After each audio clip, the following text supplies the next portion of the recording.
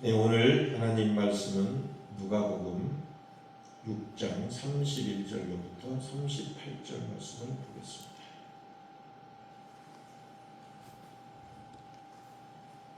누가복음 6장 31절로 38절 제가 읽겠습니다. 남에게 대접을 받고자 하는 대로 너희도 남을 대접하라. 너희가 만일 너희를 사랑하는 자만을 사랑하면 칭찬받을 것이 무엇이냐? 죄인들도 사랑하는 자는 사랑하느니라. 너희가 만일 선대하는 자만을 선대하면 칭찬받을 것이 무엇이냐? 죄인들도 이렇게 하느니라. 너희가 받기를 바라고 사람들에게 구워주면 칭찬받을 것이 무엇이냐? 죄인들도 그만큼 받고자 하여 죄인에게 구워주느니라. 오직 너희는 원수를 사랑하고 선대하며 아무것도 바라지 말고 구워주라. 그리하면 너희 상이 클 것이요 또 지극히 높으신 이의 아들이 되리니 그는 은혜를 모르는 자와 악한 자에게도 인자하시니라. 너희 아버지의 자비로우심과 같이 너희도 자비로운 자가 되라. 비판하지 말라. 그리하면 너희가 비판을 받지 않을 것이요 정죄하지 말라. 그리하면 너희가 정죄를 받지 않을 것이요 용서하라. 그리하면 너희가 용서를 받을 것이요 주라. 그리하면 너희에게 줄 것이니 곧 후히 되어 누르고 흔들어 넘치도록 하여 너희에게 안겨주리라. 너희가 헤아리는 그 헤아림으로 너희도 헤아림을 도로 받을 것이니라. 아멘. 네, 오늘 예배란 무엇인가 라는 제목으로 하는 말씀을 전하실 때 좋은 은혜의 시간이 되기를 바랍니다.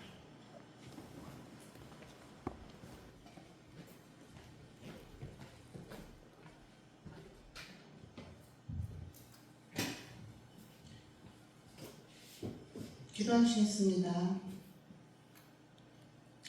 하나님 감사합니다. 이 시간 함께 해주셔서 주님의 말씀 아멘으로 받을 수 있도록 저희들의 마음을 지켜주시옵소서. 감사드리며 예수님 이름으로 기도합니다.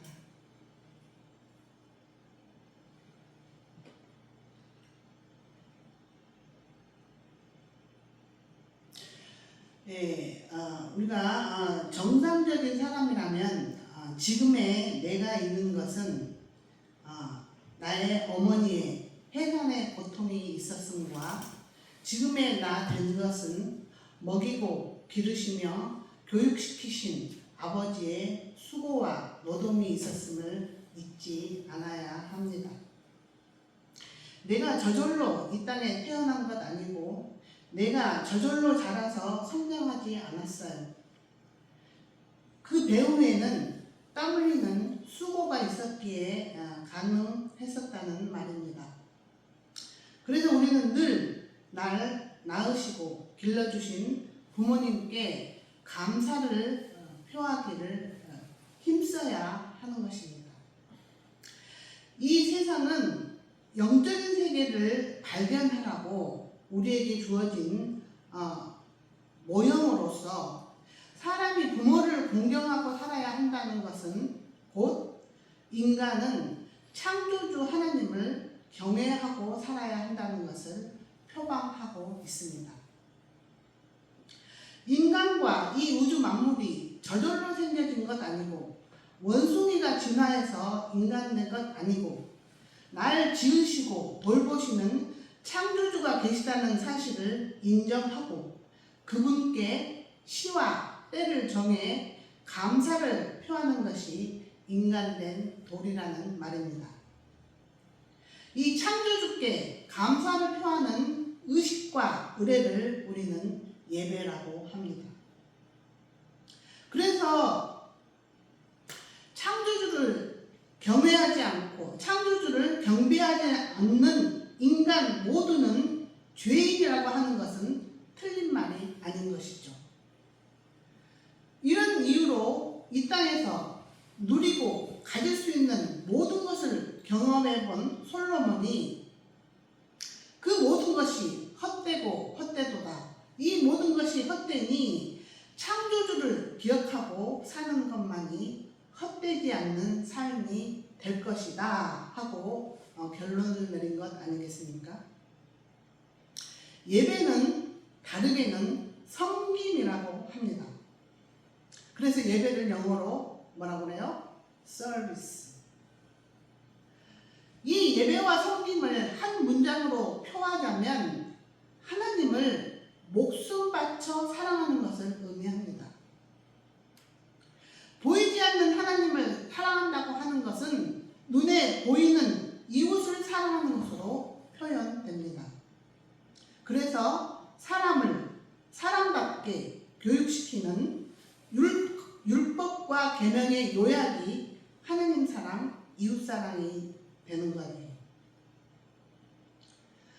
섬김이란 단어를 구약에서 찾아보면 아바드, 경작하다, 즉 예배하다라는 단어가 사용되고 있고 신약에서는 디아코노스, 시중 듣는 사람이라는 뜻이 있는 단어가 사용되었어요. 집사, 디컨이라는 단어가 여기에서 나온 것이죠. 영어로는 ministry라고 번역된 것도 있습니다. 즉 사역자, 일꾼이라고 하는 것이죠.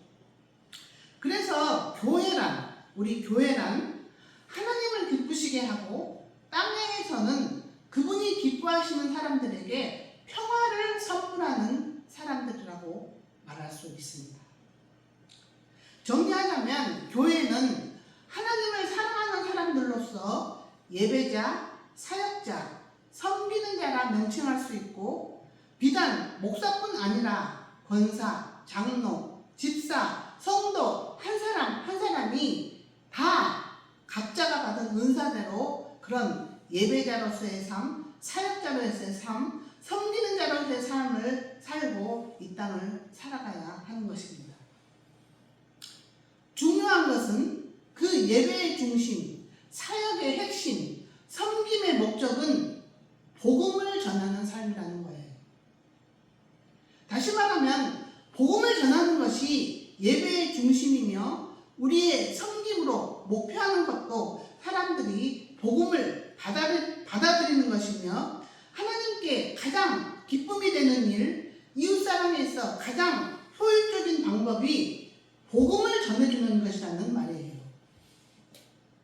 즉 최선의 예배 행위, 최선의 섬김, 최고의 사랑이 복음을 전하는 삶이라는 뜻으로 사람들로 하여금 참된 예배자가 되게 하고 주님의 몸인 교회가 세워지고 건강하게 성장하는데 기여하는 사람으로 쓰임받게 되는 상태까지 이르도록 가르치고 돕고 인도하는 것이 섬김의 목표이고 사역의 열매라는 뜻입니다.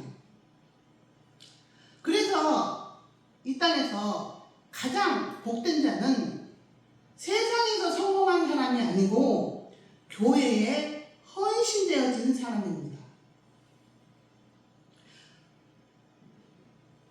더불어서 진정한 사랑은 그 사람으로 하여금 바르게 성장하여 교회가 세워지고 성장하는데 쓰임받게 되는 데까지 이르게 하는 것이라 할 수 있어요.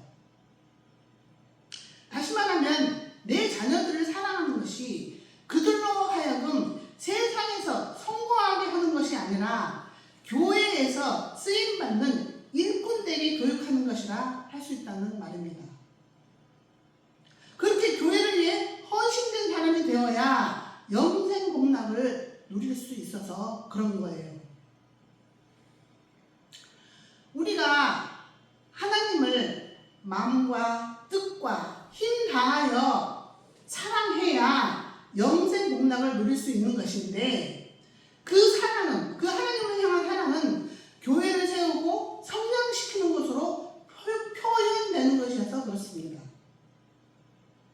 세상에서 잘 나가는 사람으로 키우는 것은 길어야 50년 누리고 지옥 가게 만드는 교육이고 교회를 위해 헌신된 사람으로 키우는 것은 그로 하여금 영생 복락을 누리게 하는 진짜 사랑이어서 그런 거예요. 또 고통 중에 있는 사람을 사랑하는 것도 마찬가지. 그 사람을 하나님 앞으로 예배를 회복하게 도와주는 것이 가장 효율적입니다. 창조주에게 사랑받는 것이 인간이 이룰 수 있는 가장 큰 성공이고, 인간이 당면한 문제를 해결할 수 있는 분이 전능하신 하나님 뿐이어서 그렇습니다. 그리고 예배란 우리가 보통 생각하는 교회 와서, 예배당에 와서 찬송하고 기도하고 말씀 듣고 봉헌하는 그런 공식적인 의식, 의례만을 말하는 것은 아닙니다. 가난한 자를 돌보고 선교하고 구제하고 봉사하고 전도하는 것도 예배의 일환이에요. 가정에서 배우자에게 신실하게 사는 것도 예배이고, 직장생활 정직하게 일하는 것도 예배라고 한다는 말입니다. 히브리서 13장 16절 보시겠습니다. 자, 같이 읽습니다. 시작. 오직 선을 행함과 서로 나누어 주기를 잊지 말라. 하나님은 이 같은 제사를 기뻐하시느니라. 구약에서 제사는 지금의 예배라고 말할 수 있는데, 구제, 봉사 등 선한 일을 행하는 것을 예배라고 한다는 뜻입니다. 또 잠언 보세요. 잠언 21장 3절.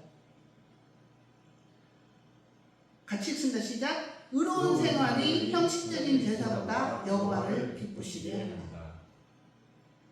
가정에서 배우자에게 신실하게 사는 것, 즉 폭력을 쓰지 않고 거짓말하지 않고 폭언, 외도하지 않으며 성실하게 배우자만 사랑하고 사는 것, 직장에서 거짓과 속임수 쓰지 않고 정직하게 일하는 것, 그것도 예배의 일환이라는 뜻입니다. 예배에 있어 가장 중요한 핵심은 마음의 변화예요. 그 사람의 마음이 온전하게 하나님을 사랑하는 대로 돌이키는 게 핵심이라는 말이죠. 그게 안 된 상태라면 자칫 우리는 하나님을 예배하기보다는 자신을 예배하는 위험에 빠질 수 있습니다. 모양은 예배하는 것 같지만 그 예배와 섬김에 자기 사랑이 섞이면 두 마음을 품는 부정한 사람이라 성경은 말해요. 그래서 우리는 예배의 본질을 아는 게 중요합니다. 예배의 본질은 내가 가진 모든 것을 다해 하나님을 섬기고 사랑하는데 헌신하고 봉헌하는 것을 의미합니다. 온 마음을 다해 하나님을 사랑하는 대로 돌이켰다는 회개의 고백을 삶을 통해 증명하는 행위가 예배라는 말이에요. 자기의 전부라고 할 수 있는 나드 향유를 예수님을 위해 쏟아 붓는 막달라 마리아의 행동이 참된 예배자, 회개한 자의 모습이라는 거죠. 그래서 예배에서 중요한 핵은 마음의 동기입니다. 마음이 세상을 사랑하는 데서 떠나 하나님을 사랑하는 대로 완전하게 돌아서야 하나님이 기뻐 받으시는 예배를 드릴 수 있어요.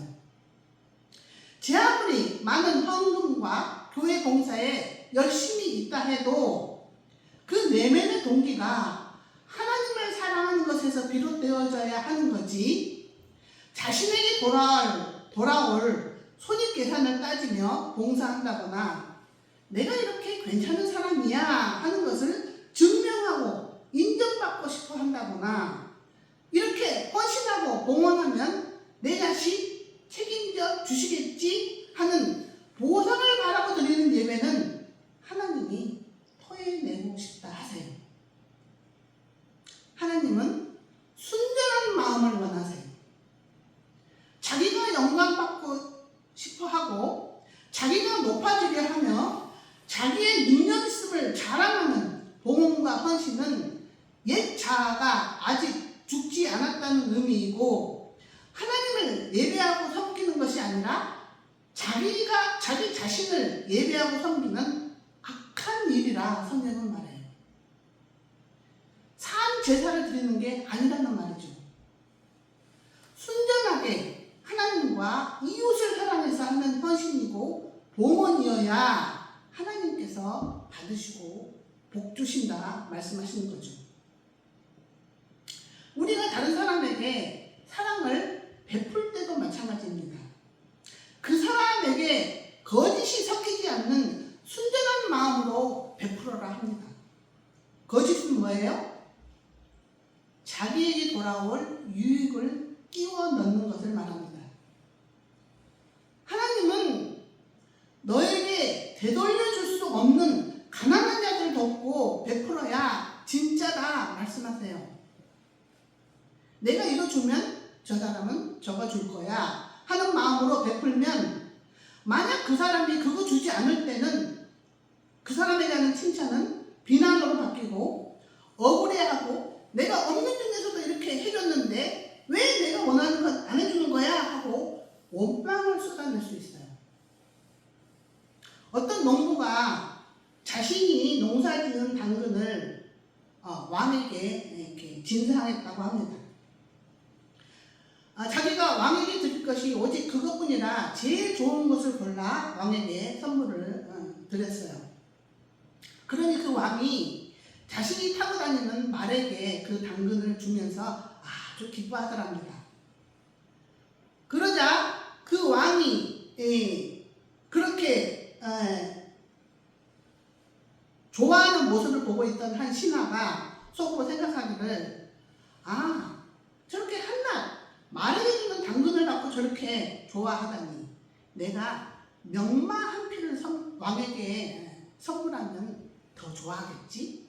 더 나를 주목해보겠지? 하고 명마 한 피를 그 왕에게 진상했다고 합니다. 그러니 그 왕이 하는 말, 저 농부는 당근으로 나를 섬겼고 그대는 명마로 그대를 섬겼소 하더랍니다. 이 의미를 아시겠습니까? 우리는 이 이야기에서 주는 메시지를 깊이 묵상해야 합니다. 순수하게 그 사람을 사랑하는 마음으로 베푸는 게 중요해요. 나의 이 베품에 그 사람이 되돌려 줄 수 없다는 사람에게 베풀어야 하늘에서 상급이 크다 하세요. 이 마음이 하나님을 사랑하는 대로 완전하게 돌아왔다 한다면 헌금 액수의 크고 작음이 문제가 안 되고 은사의 많고 적음을 문제 삼지 않으시는 분이 하나님이십니다. 과부의 2렙돈을 기뻐 받으시는 하나님이시잖아요. 선생된 서기관과 바리새인들보다 자신은 죄인이라고 인정하는 세리, 창녀들을 의인이라고 칭해주는 좋으신 하나님이십니다. 왜 많은 헌금을 한 부자보다 단돈 2,000원, 2렙돈을 헌금한 과부를 칭찬하시는 거죠? 왜냐하면 그 과부는 자기의 전부를 드렸기 때문이고 많은 헌금을 한 사람은 자신의 일부를 드렸기 때문이에요. 과부는 온 마음을 하나님께 드린 거고 부자는 자신의 마음의 일부를 드린 것이어서 그렇다는 거예요. 하나님은 우리의 온전한 마음을 원하시지 우리의 마음의 일부를 원하시지 않아요. 하나님은 우리의 전부가 되기를 원하세요. 하나님께 전부를 드리지 않는 사람은 양다리를 걸치고 있다고 생각을 하면 됩니다. 세상도 사랑하고 하나님도 사랑하고 하나님께서 가장 싫어하시는 뜨겁지도 차지도 않는 미지근한 이쪽도 저쪽도 아닌 회색 분자를 하나님은 토해내고 싶다 하세요. 마가복음 보시죠.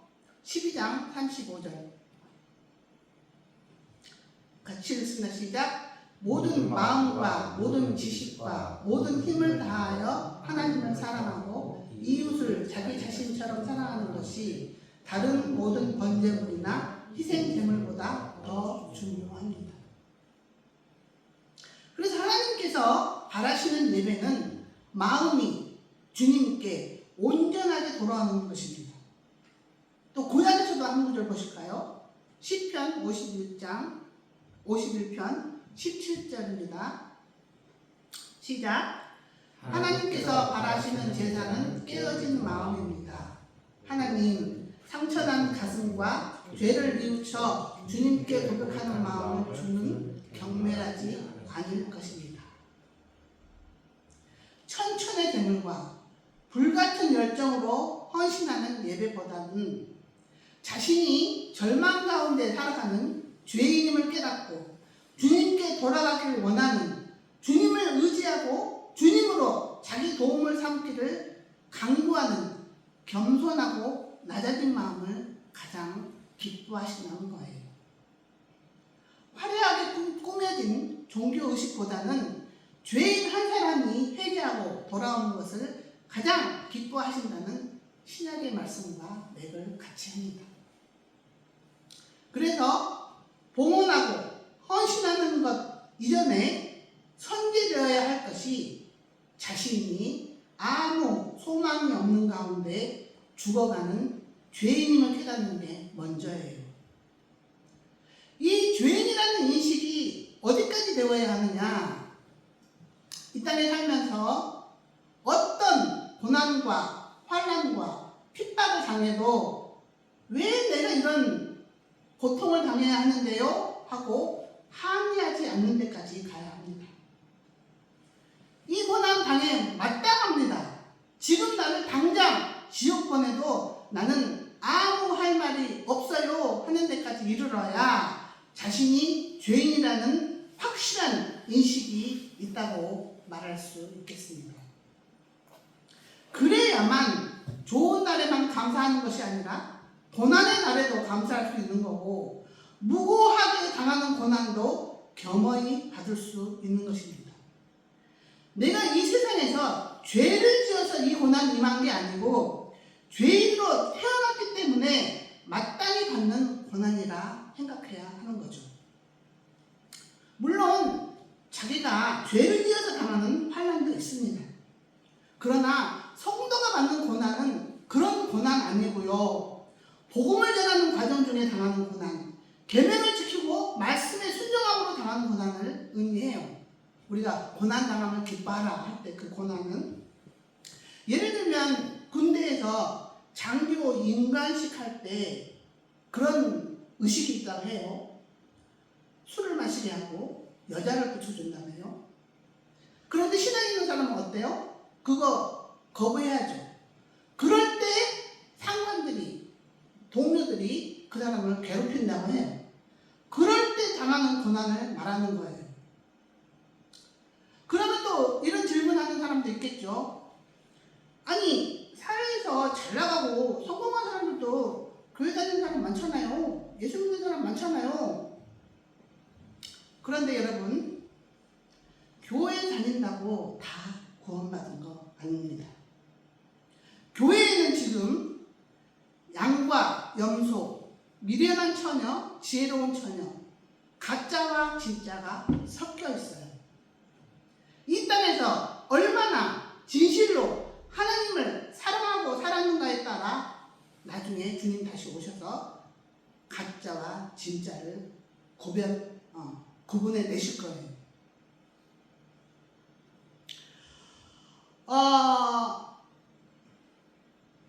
욥과 예수님을 보면 느낌이 오지 않습니까?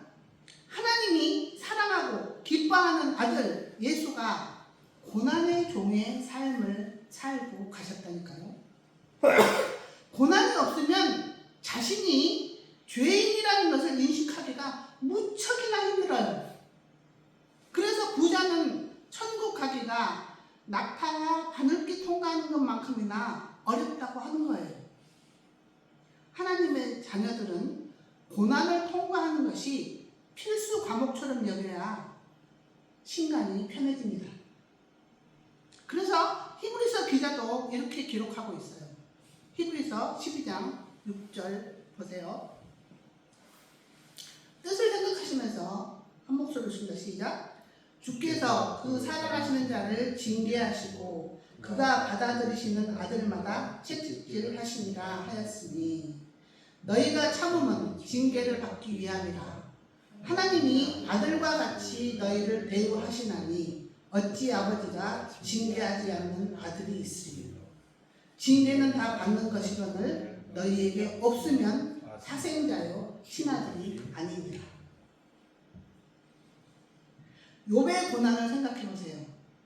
그가 죄지어서 고난당했습니까? 그는 예배를 철저하게 드리는 의인이었다고 서두에 서술하고 있어요. 욥도 자기가 이유 없이 당하는 고난 때문에 힘들어하다가 하나님을 만나고 나서야 자기가 고난받고 죽어 마땅한 죄인이라는 인식을 하고 하나님께 회개하고 돌아오죠. 내가 뭐나 아는 것처럼 떠들었는데 이제부터 입국 다물고 주님의 지혜를 듣겠습니다. 내가 뭐나 되는 것처럼 잘난 체 했는데 이제 보니 저는 주님 아니면 주님의 몸인 교회에 신발끈 하나 내어주지 못하는 무능한 존재군요 하며 납작 엎드려 회개하는 욥의 모습을 우리가 볼 수 있습니다. 이런 맥락에서 인간은 빛 대신 하나님을 만나야 자신이 무지하고 무능력한 아무것도 아닌 먼지 같고 티끌 같은 존재임을 깨닫게 되는 듯 합니다. 오직 주님만이 나를 존재케 하시고 오직 주님만이 나로 하여금 의의 길을 걷게 하시어 생명과 복을 받게 하신다는 것을 깨닫는 때가 주님이 우리를 만나 주시는 때입니다. 오직 주님께서 나와 동행하셔야 내가 고통과 죽음 앞에서도 하나님의 계명을 지키는 의의 길을 선택할 수 있는 힘을 가집니다. 자녀들에게 고난을 주시는 이유가 그거죠. 우리로 의의 길을 걷게 하시려고, 우리로 거룩하게 살게 하시려고 우리에게 고난을 주신다는 말이에요. 그 뒤에서 한번 보실까요? 히브리서 12장 10절. 자, 같이 읽습니다. 시작.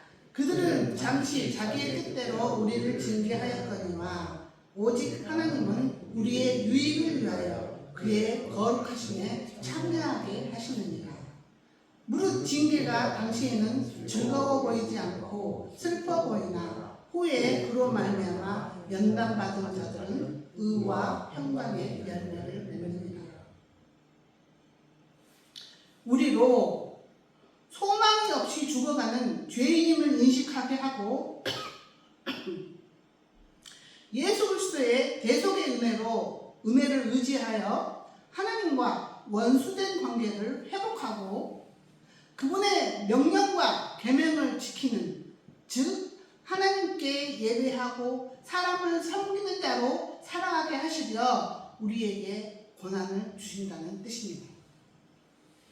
그래서 혹 우리에게 고난이 찾아온다면 우리는 그 고난을 낭비하지 않아야 합니다. 어려움을 당하는 것으로 끝나면 안 되는 거예요. 그 고난을 통하여 하나님께 더 가까이 가고 의의 길, 섬김의 모습으로 성장해야 하는 것이죠. 그래야 고난당함이 의미와 가치가 있어지게 되는 겁니다. 이래서 하나님의 자녀라 하면 가정에서, 교회에서, 직장에서 모든 삶의 영역에서 예배자로서 섬김의 마음가짐으로 이웃을 내 몸처럼 사랑하고 살아야 합니다. 가정에서는 기쁠 때나 슬플 때나 당신만을 사랑하겠다는 혼인 약속을 지키며 신뢰를 깨는 행동을 하지 않고 서로 신뢰하고 배려하며 가정을 세우고 살아야 하는 거죠. 직장에서는 자기가 잘하는 분야에서 사회에 해를 끼치는 일은 지양하고 사회에 유익이 되는 일을 직업으로 선택해야 합니다. 즉 술과 술을 파는 일, 마약상, 도박장, 성매매하는 일을 직업으로 삼지 않아야 하며 식당을 경영한다면 건강한 음식을 싼 가격에 제공하는 세상을 섬기는 마음가짐으로 경영해야 하나님께 칭찬받고 복도받아 그 사업이 번창하게 되는 거예요. 교회에서도 내가 가진 은사를 발견하여 교회가 건강하게 세워지는데 유익이 되는 일이 뭘까를 고민하며 할 수 있는 영역에서 봉사하고 살아야 합니다. 노래하는 것에 은사가 있다면 찬양대에서, 음식을 제공하는 것에 기쁨을 느낀다면 식당 봉사로, 예배당이 더러운 것이 눈에 거슬리는 청결함에 은사가 있다면 청소하는 것으로, 말씀을 분별하는 데 은사가 있다면 가르치는 영역에서 교회를 섬기는 것이죠. 인간은 누구나 높아지기를 원하고 섬김을 받기를 원합니다. 그런데 성경은 높아지려거든 먼저 낮아지고 너희가 대접을 받고자 하는 대로 남을 대접하라. 먼저 섬겨라 하고 말합니다. 성경은 늘 사람들이 원하는 방향하고 정반대의 길을 가라고 명령하고 있어요. 내가 하나 줬으면 너도 하나 주고 나도 하나 받고 싶은 게 인지상정인데 너희의 대품에 되돌려줄 수 없는 가난한 자들에게 베풀어라 하고 내가 좋은 일 했다 자랑하고 싶은데 오른손이 하는 일을 왼손이 모르게 하라 합니다. 늘 역설을 말하고 있어요. 왜 그럴까요? 왜 하나님은 예수 믿는 사람들에게 손해를 봐도 정직을 선택하라 하고 나를 미워하는 자를 위해 기도하라 하시는 걸까요? 이유는 우리가 하나님의 자녀이기 때문에 너희는 하나님의 자녀답게 살아야 한다 하시는 거예요. 자녀는 아버지를 닮는 것이 당연한 것처럼 하나님의 자녀답게 존귀하고 고급한 삶을 살게 하고픈 하나님의 마음을 읽어내야 하는 거죠. 자기만 아는 저급한 삶에서 상대방을 배려하는 고급한 삶을 사는 게 하나님의 자녀된 표식이다 하고 말씀하고 있는 거죠. 사도행전에 보면 예수님이 나병 환자를 손으로 만져 치유하는 사건이 나옵니다. 말씀만 하셔도 나을 것을 굳이 손을 대면서 내가 원하노니 깨끗함을 받아라 하니 즉시 그 나병이 깨끗하여진지라 합니다. 손을 댄다는 것은 그 사람을 사랑함을 의미해요. 내 몸에 대해서, 이웃에 대해서 무관심하고 무감각의 병이 걸린 죄인들을 예수님께서 사랑하는 것을 상징하고 있는 겁니다. 우리가 누군가를 사랑하게 되면 어때요? 그 사람과 항상 함께 있기를 원하고 손잡고 만지고 키스하고 하나 되기를 원하잖아요.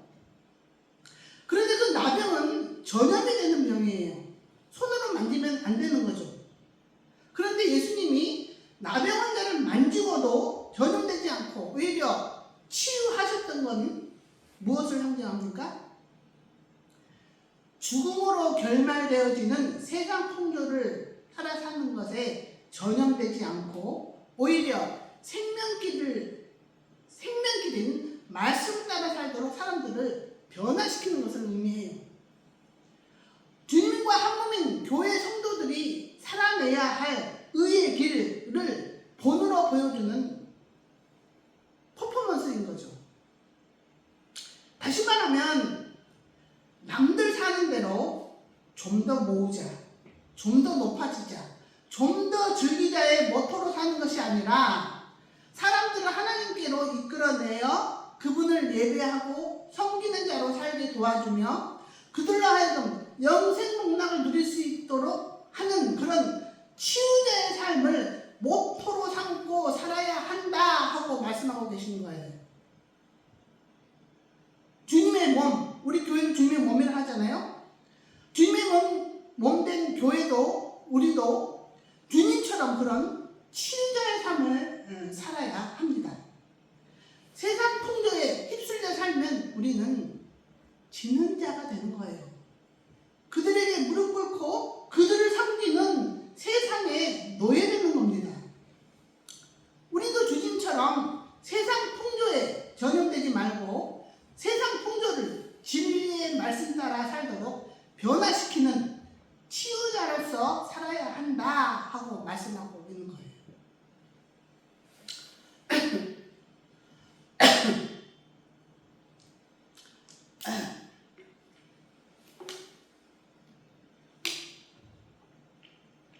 성도들은 이 땅에서 잘 먹고 잘 사는 것을 목적하고 살지 않습니다.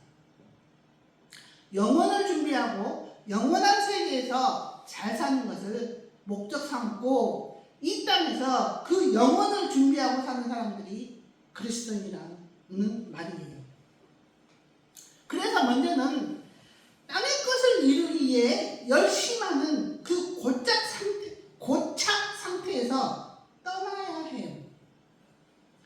좀 더 모으자, 좀 더 높아지자, 좀 더 즐기자에 익숙한 삶의 패턴에서 떠나야 하는 거죠. 아브라함이 친척들이 함께 사는 고향을 떠나 하나님이 지시하는 그곳으로 발걸음을 옮겼듯이 자기에게 익숙한 곳에서 떠나야 합니다. 계속 거기 머물러 있다가는 미지근한 물에 들어가 처음에는 따뜻하고 참 좋다 하다가 천천히 죽어가는 개구리장 납니다. 하나님이 아브라함에게 구체적으로 알려주지 않았어요. 그 땅이 어디에 있는지도 모르고 하나님이 움직이라 하면 움직이고 멈춰라 하면 멈추고 한 걸음 한 걸음 하나님의 인도하심에 따라 순종하며 따라갔을 뿐입니다. 그래서 우리도 주님의 명령이 이해되지 않더라도 내 생각과 맞지 않더라도 내 생각과 세상의 삶의 패턴을 내려놓고 주님이 원하시고 주님께서 본을 보여주셨던 삶의 패턴에 순종해야 하는 겁니다. 나보다 더 나를 사랑하시고 나보다 더 지혜로우신 그분의 이끄심을 따라 사는 것이 내 인생 성공시키는 확실한 지름길이에요. 성도는 이 땅의 성공을 위해서 살아가는 사람 아니고 이 땅의 성공을 위해 사는 사람은 자기를 사랑해서 자기를 위해 사는 죽은 행실에 멸망길로 가는 삶을 살고 있는 중이라는 것을 알아야 합니다. 성도는 생명길을 걸어야 하는 거예요. 하나님 나라에서의 성공을 꿈꾸며 살아야 하는 거죠. 하나님 나라에서 성공하는 길은 이 땅에서 하나님을 위해 사는 것입니다.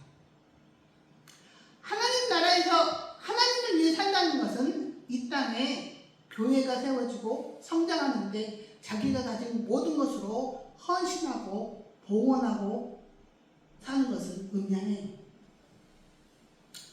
그렇다고 해서 우리가 가난해지느냐? 그렇지 않아요.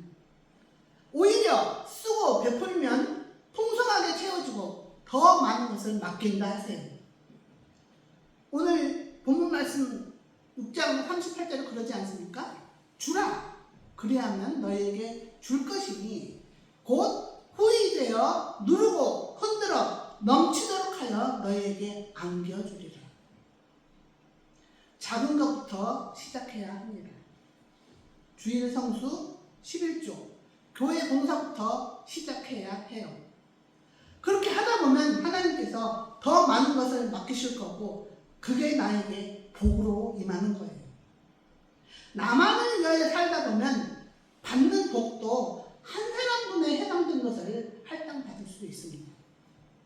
그러나 나뿐만 아니라 상대 배우자를 배려하고 한 걸음 더 나아가 온 가족 전체가 잘 사는 것을 위한다면 돌볼 사람의 수가 늘어난 만큼의 분량에 비례해서 복도 주신다는 거예요. 한 가정의 가장에서 한 발 더 나아가 한 기업체의 사장으로, 더 나아가 한 나라를 섬기는 대통령으로서 그 지경을 넓혀 나간 만큼 복도 주시고 그만큼 성장하는 큰 자가 되는 복을 주신다는 뜻입니다. 그래서 신자는 이런 마음가짐을 가져야 합니다. 내게 주어진 재능, 물질, 건강, 이런 은사를 주신 이유는 다른 사람을, 교회를 섬기게 하려 하십니다. 내게 주어진 건 내 것 아니고 창조주 하나님이 맡겨주신 것으로 사람들에게 유익을 끼치게 하려 합니다. 이런 의미에서 많이 가진 트럼프가 미국을 다시 위대하게 아메리카 퍼스트 하며 미국의 이익만을 위해 하는 정치는 성경적이지 않다고 생각합니다. 기독교 정신으로 세워진 세계 최강국 미국 대통령은 곧 세계 대통령으로서 세계 모두가 잘 사는 것을 염두에 두고 정치를 하는 게 맞는 거죠. 많이 가진 자는 더 많이 베풀고 섬기고 살아야 하는 게 맞는 거예요. 그게 창조주를 기억하는 삶이고 우리가 하나님을 예배하고 섬기고 사랑하는 삶인 거죠.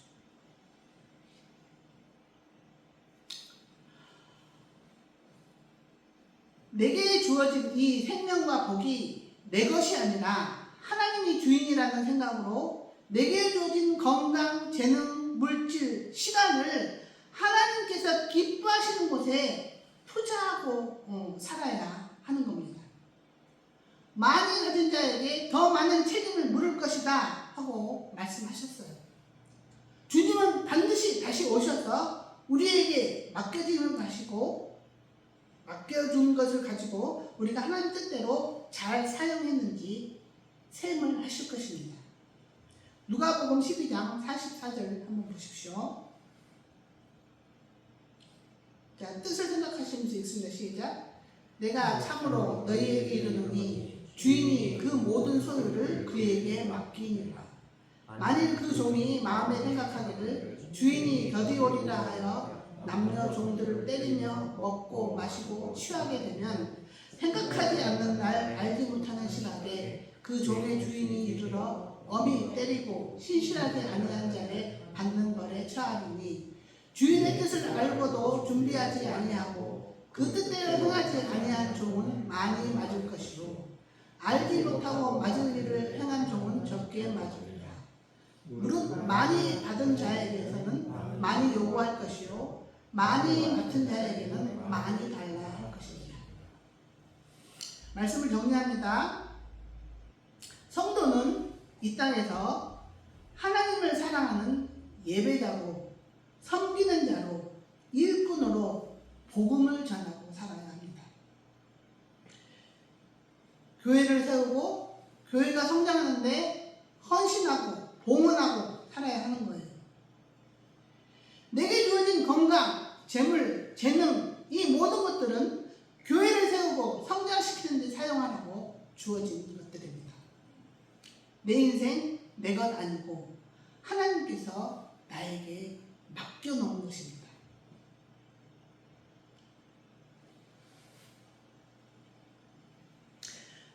맡겨진 것을 가지고 내게 맡겨지는 것이고 맡겨진 것을 가지고 나를 위해 먹이고 치장하고 높이고 살면 우리는 하나님의 것을 도둑질하는 중인 거고 멸망길을 향하여 걸어가고 있는 중인 거예요. 내게 주어진 모든 것으로 교회를 세우고 교회가 건강하게 성장하는데 헌신하고 봉헌하고 살아야 해요. 그래야 천국의 보물이 쌓아지는 거고 주님께서 준비한 천국에 넉넉하게 들어가 주님과 함께 그 풍성한 삶을 세세토록 누리게 될 것입니다. 오늘 이 말씀 기억하시면서 이 찬양으로 우리 신앙을 고백하시겠습니다.